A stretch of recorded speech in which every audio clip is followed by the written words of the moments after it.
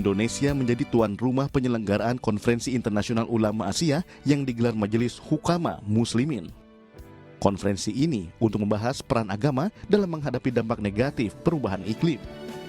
Eksekutif Komite Muslim Council of Elders yang juga Ketua Harian Nasional DPP Partai Perindo, TGB Zainul Majdi menegaskan, konferensi ini akan melahirkan sejumlah rekomendasi yang aplikatif untuk menjaga kehidupan di atas bumi dan dapat berlangsung dengan baik selama-lamanya. Kemudian juga diharapkan nanti rekomendasi itu kepada seluruh pemimpin agama dan budaya bahwa hal yang paling penting di antara hal-hal utama yang harus disuarakan hari ini dan seterusnya itu adalah bagaimana kita sebagai umat beragama itu memaknakan menjaga lingkungan sebagai salah satu kewajiban utama sebagai umat beragama.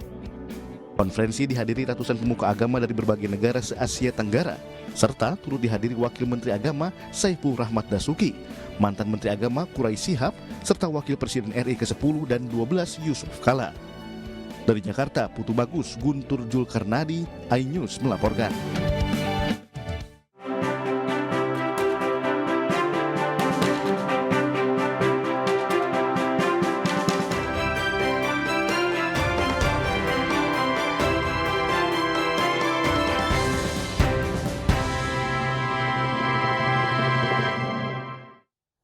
Pemirsa, Partai Nasdem mencoret nama Syahrul Yassin Limpo sebagai bakal calon legislatif di pemilu 2024. Pencoretan nama Syahrul Yassin Limpo terkait dengan kasus hukumnya yang bergulir di KPK.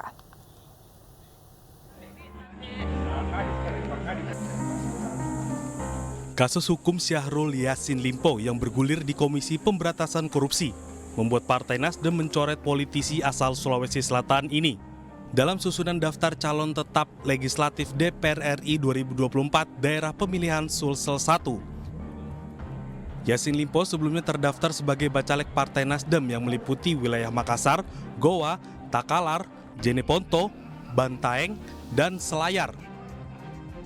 Syahrul Yassin juga digantikan oleh Wakil Wali Kota Makassar, Fatmawati Rusdi. Untuk itu, Fatmawati telah mengajukan surat pengunduran diri sebagai Wakil Wali Kota kepada Menteri Dalam Negeri. Jadi lebih ke momentum tahapan proses demokrasi yang sudah terjadwal, ya kan?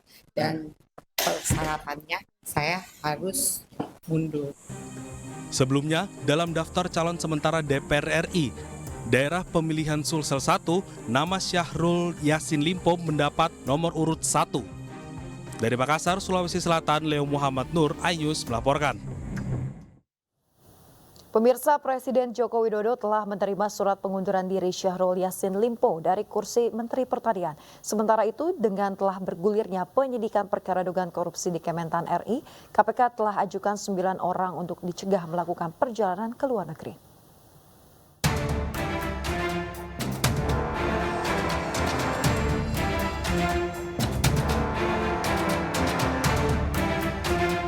Presiden Jokowi menerima surat pengunduran diri Syahrul Yassin Limpo yang diserahkan melalui Mensesnek Pratikno. Untuk mengisi kekosongan kursi Menteri Pertanian, Presiden Jokowi menunjuk Kepala Badan Pangan Nasional Arief Prasetyo sebagai pelaksana tugas. Surat pengunduran diri dari Pak Menteri Pertanian sudah saya terima dan pagi tadi sudah ditindaklanjuti, sudah saya tanda tangani juga.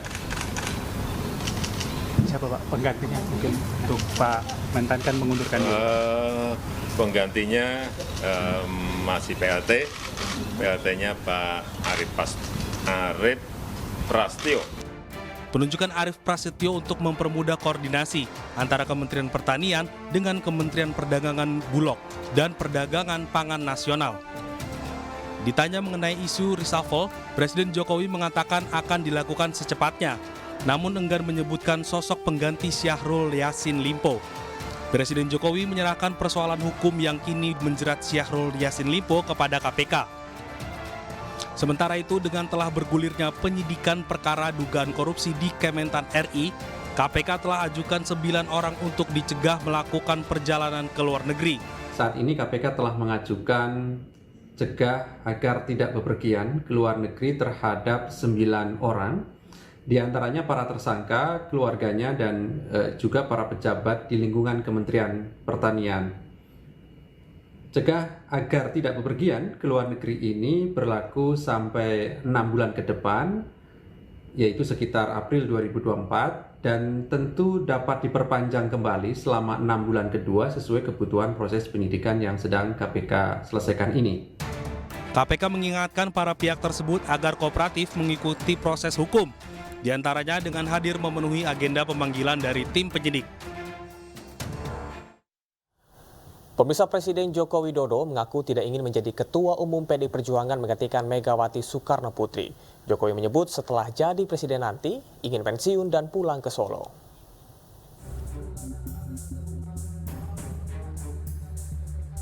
Presiden Joko Widodo merespon isu dirinya dijadikan Ketua Umum PDI Perjuangan menggantikan Megawati Soekarno Putri. Jokowi mengatakan usai pensiun dirinya tak ingin jadi Ketua Umum PDI Perjuangan. Jokowi mengaku ingin pensiun dan pulang ke Solo. Jokowi juga menyatakan masih banyak tokoh muda yang lebih pantas menggantikan Megawati Soekarno Putri sebagai Ketua Umum PDI Perjuangan. Saya mau pensiun pulang ke Solo.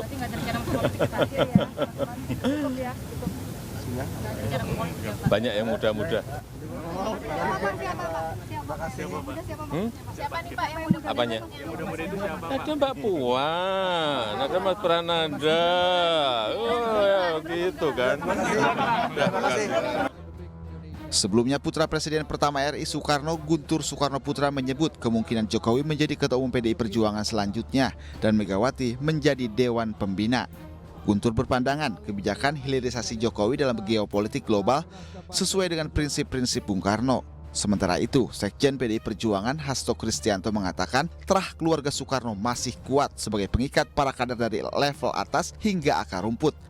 Hasto menilai PDI Perjuangan membutuhkan figur yang kuat dan memiliki ikatan hingga kader tingkat bawah di masa transisi pemerintahan pada 2024 mendatang. Pemirsa, survei Litbang Kompas menunjukkan Ganjar Pranowo menjadi calon presiden yang dipilih Gen Z. Dari hasil survei yang dilaksanakan pada 27 Juli hingga 7 Agustus itu, Ganjar Pranowo unggul dari Prabowo dan Anies Baswedan dengan raihan elektabilitas 31%.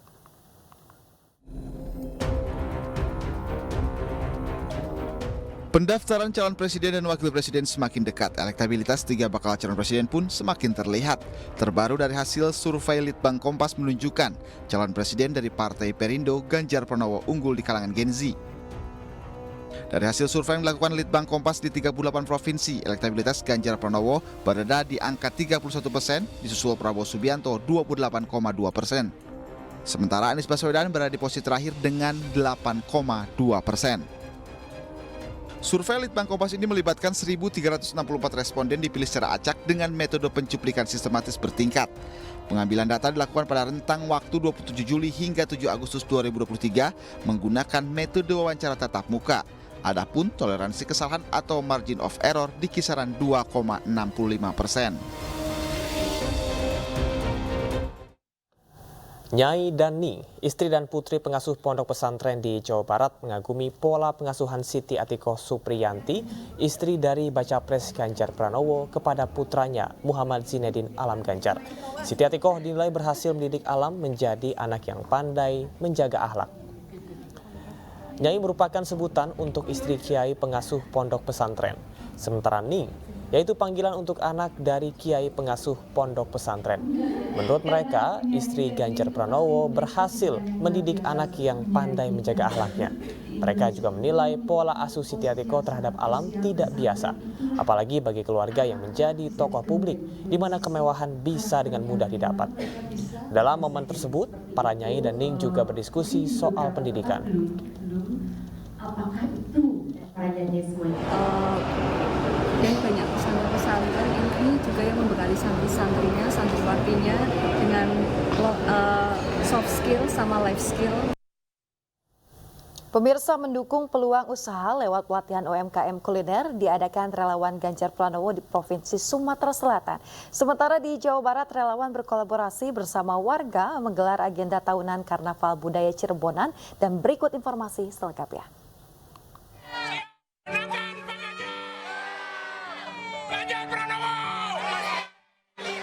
Ribuan warga Kecamatan Gunung Jati, Kabupaten Cirebon membanjiri agenda tahunan Karnaval Budaya Cirebonan yang digelar atas kolaborasi relawan Epicentrum Ganjaran Buruh Berjuang. Adapun kebudayaan Cirebon yang ditampilkan dalam pawai itu antara lain pakaian adat, musik daerah Cirebonan, hingga karya seni yang diarak keliling desa sejauh 7 km. Masih dari Jawa Barat, jaringan relawan Ganjar dari kalangan Raja Sultan bernama Dinasti Nusantara bersilaturahmi kepada Raja Sultan dan pegiat budaya di Kabupaten Sumedang. Para peserta kegiatan ini sepakat mendukung Ganjar menjadi Presiden 2024 setelah melihat langsung silsilah dan perhatiannya terhadap pelestarian budaya lokal selama menjabat sebagai Gubernur Jawa Tengah. Sementara itu, relawan Ganjar Sejati melakukan langkah konkret merespon kekeringan dan krisis air bersih yang terjadi di beberapa wilayah khususnya Jawa Barat. Relawan Ganjar Sejati bersama warga bergotong royong membangun instalasi pipa dari satu sumur untuk dialirkan ke sekitar 25 kakak di Kampung Bojong Kokosan, Kabupaten Sukabumi.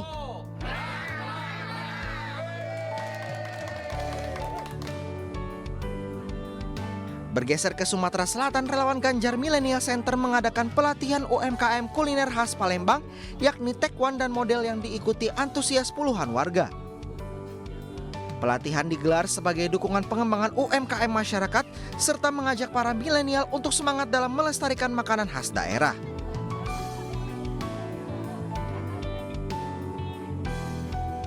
Masih terkait peluang usaha yang menguntungkan di Palembang, Sri Kandi Ganjar Sumatera Selatan mengadakan pelatihan budidaya ternak ikan lele kepada puluhan perempuan. Dalam pelatihan budidaya lele ini, para peserta belajar untuk pembibitan, pemberian pakan, cara merawat ikan lele, dan bagaimana cara memanennya.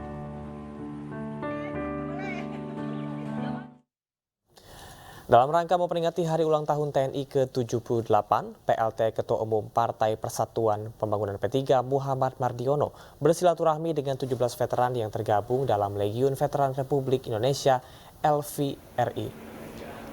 Pertemuan dengan Legiun Veteran Republik Indonesia di Cilegon, Banten berlangsung santai sambil berdiskusi banyak hal.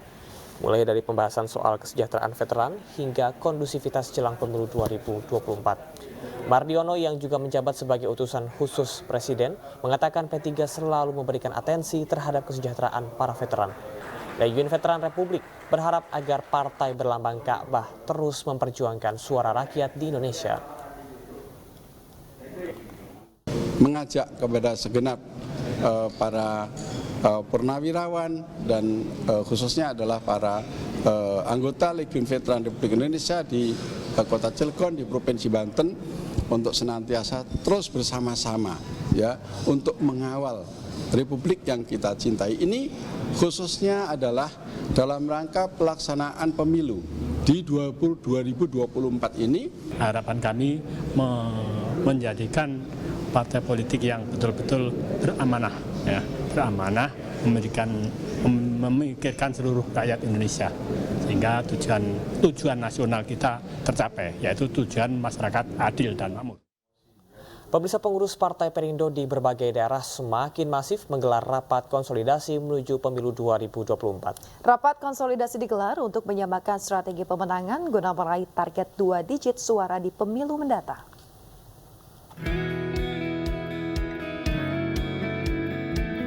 DPD Partai Perindo Kabupaten Grobogan, Jawa Tengah menggelar rapat konsolidasi yang diikuti oleh seluruh pengurus hingga tingkat ranting. Selain mempersiapkan strategi pemenangan, rapat konsolidasi juga dilakukan untuk memberikan motivasi dan semangat kepada seluruh kader dalam meraih target perolehan suara double digit. Ya, tujuan konsolidasi dan koordinasi ini karena pemilu sudah hampir kurang lebih 4 bulan, jadi kami perlu menata elemen-elemen yang untuk menuju kemenangan kami, karena target kami pada pemilu 2024 nanti adalah 1 fraksi. Rapat konsolidasi juga digelar DPD Partai Perindo Kabupaten Pati. Rapat konsolidasi yang turut dihadiri pengurus DPW Partai Perindo Jawa Tengah ini memberi pembekalan kepada koordinator saksi yang nantinya akan mengamankan hasil suara di TPS se-Kecamatan Tayu, Kabupaten Pati. Jumlah saksi di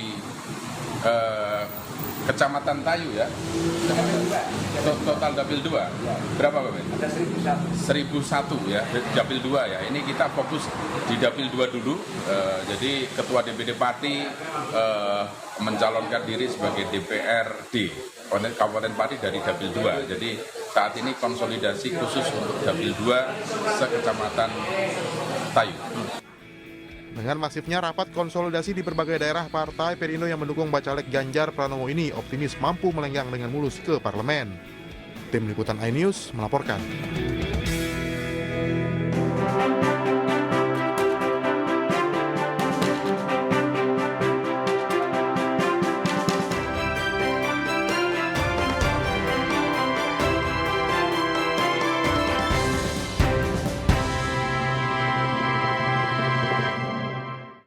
Berbagi pengalaman ekonomi kreatif antar negara, Menteri Pariwisata dan Ekonomi Kreatif Sandiaga Salahuddin Uno hadir langsung dalam Friends of Creative Economy atau FCE di Tangerang, Banten. Ya, dalam kesempatan ini perwakilan negara tetangga juga hadir dan berbagi pengalaman tentang ekonomi kreatif.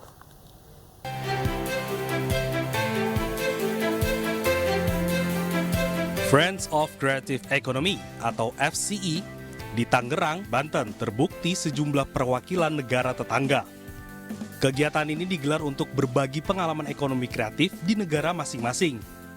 Menparekraf Sandiaga Uno turut hadir dan membagikan pengalaman ekonomi kreatif termasuk tentang posisi Indonesia yang berada di 3 besar dunia dalam industri ekonomi kreatif.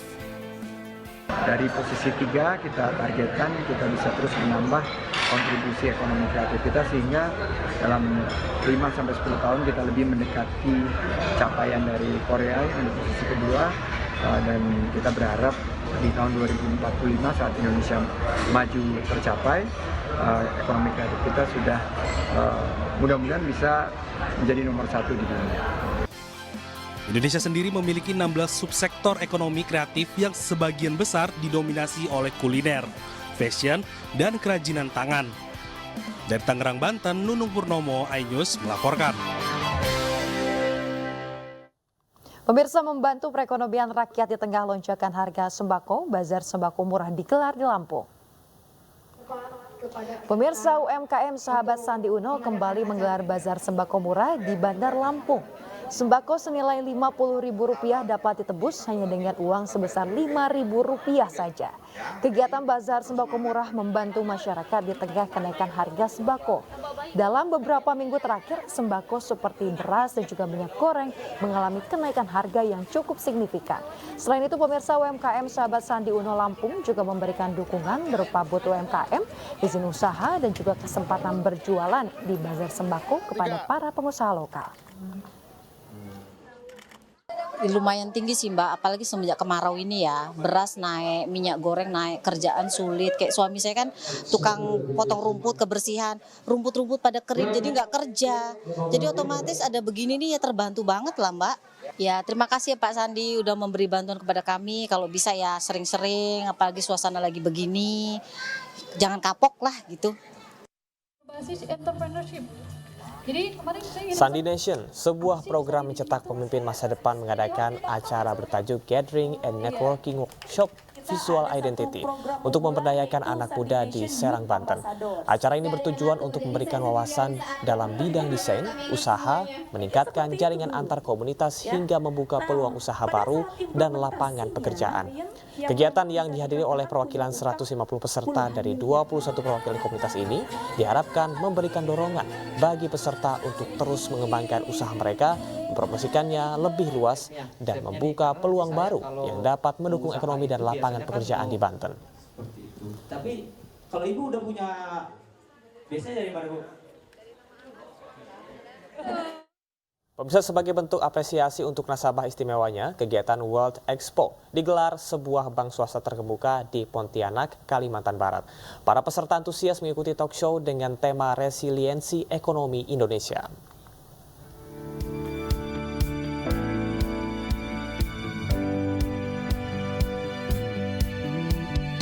Setelah sukses digelar di Jakarta, Bali, dan Batam, PT Bank CIMB Niaga Tbk kembali menyelenggarakan kegiatan World Expo di Pontianak, Kalimantan Barat, Kamis malam. Pontianak dipilih sebagai kota keempat penyelenggaraan World Expo karena dinilai berpeluang menjadi pusat pertumbuhan ekonomi baru. Serta letaknya yang strategis menjadikan kota ini sebagai salah satu pusat perdagangan dan jasa di wilayah Kalimantan. Hal tersebut membuat kota Katulistiwa ini memiliki banyak potensi investasi dan portofolio nasabah. Kegiatan ini digelar sebagai wujud apresiasi untuk nasabah istimewa CIMB Preferred dan CIMB Private Banking. Mengusung tema The Resilience of Indonesian Economy in the Political Years 2024, talk show menghadirkan sejumlah narasumber kompeten.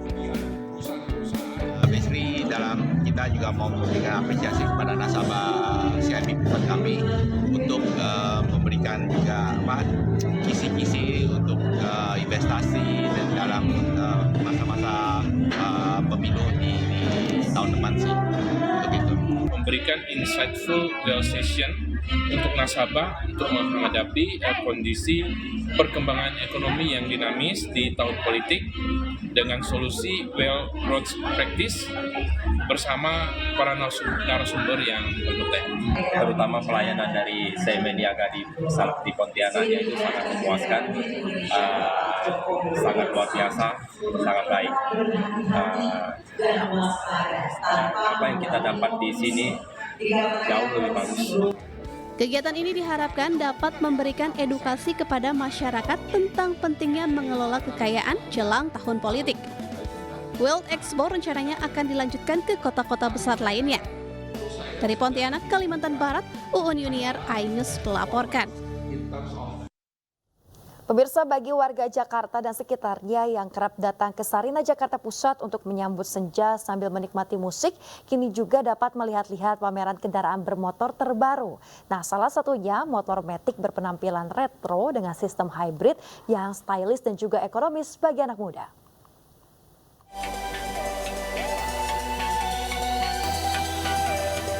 Gelaran musik akustik Sarina di Anjungan Sarina Jakarta kembali dimeriahkan dengan pameran motor Matic keluaran terbaru dari Yamaha, yakni Fazio Hybrid Connected dan Grand Filano Hybrid Connected. Selain menikmati berbagai rangkaian acara, para pengunjung juga dapat mencoba motor Matic terbaru dari Yamaha. Motor Matic berpenampilan retro dengan sistem hybrid ini memberikan kesan stylish dan ekonomis bagi anak muda yang gemar bersepeda motor. Lokasi yang berada di tepi jalan protokol ibu kota ini kerap menjadi tempat favorit anak muda menyambut senja, sambil menikmati penampilan sejumlah penyanyi dan musisi ternama tanah air. Menyenangkan banget, seru, apalagi buat kalian ini di weekend tuh kayak harus butuh healing ya. Nah, ini kan juga deket nih daerah Sarina nih, jadi kalian juga harus mampir kalau udah pulang kerja gitu ya, biar otaknya tuh nggak pusing-pusing banget. Jadi langsung aja mampir ke sini biar ikut kalian tuh lihat-lihat nih, di sini ada konser musiknya, live musiknya gitu, terus ada ini juga fashion show-nya nanti juga ada. Kalau buat saya sendiri sebenarnya Music Zone itu seru banget karena selain kita bisa nonton musik gratis, jadi itu di sini banyak bintang tamu keren yang tiap minggunya itu berubah-berubah. Jadi kita bisa kesempatan buat nonton mereka semua gratis bareng sama teman-teman. Jadi sekalian healing. Dan untuk kesekian kalinya, Yamaha turut serta dan mendukung acara Music Zone by OK Zone Radio dan Celebrities Acoustic by Celebrities Radio. Music Zone digelar tiap Jumat sore ini juga menyajikan berbagai kuis interaktif dengan para pengunjung dan peragaan busana dari perancang mode tanah air. Dari Jakarta, Nur Aryadin, iNews melaporkan. Pemirsa, seniman mode Indonesia menghidupkan karyanya di atas panggung peragaan busana dalam rangka Festival Nusantara. Melalui festival ini, KBRI Paris ingin memperkenalkan Indonesia kepada publik Prancis. Seniman mode Indonesia menghidupkan karyanya di atas panggung peragaan busana dalam rangka Festival Nusantara di hadapan ratusan pemerhati seni dunia di Paris, Prancis. Peragaan busana ini menampilkan hasil karya dari 10 perancang busana dan juga aksesoris. Melalui Festival Nusantara, KBRI Paris ingin memperkenalkan Indonesia kepada publik Prancis. KBRI Paris juga berharap acara ini akan terus meningkatkan visibilitas Indonesia di mata publik Prancis dan dunia agar dapat membawa kemajuan dan peningkatan kerjasama ekonomi dan pembangunan bagi Indonesia.